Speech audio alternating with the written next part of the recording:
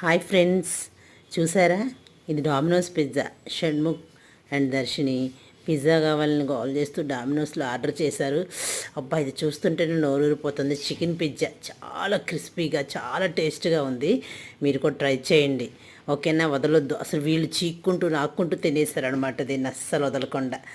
ఏమి ఒక్క పీస్ కూడా వదలలేదు. దాని మీద ముక్కలు, చికెన్ అంటే చాలా ఇష్టం కదా పిజ్జా అంటే, తినేశారు. ఓకేనా? ఇది మీకు అందరికీ నచ్చినట్టుంది అనుకుంటే చూడు ఎలా తింటున్నారు. చూడు, నేను అడుగుతున్నా కానీ తోసేస్తున్నాడు నన్ను షణ్ముఖ్ అయితేను. తోసేసి మరి తినేస్తున్నారు. దర్శిని అయితే చూడు నా మొహాన్ని పెట్టి చూపిస్తుంది అనమాట. నేనైతే తిన్నాను. వాళ్ళు ముగ్గురు తినేశారు.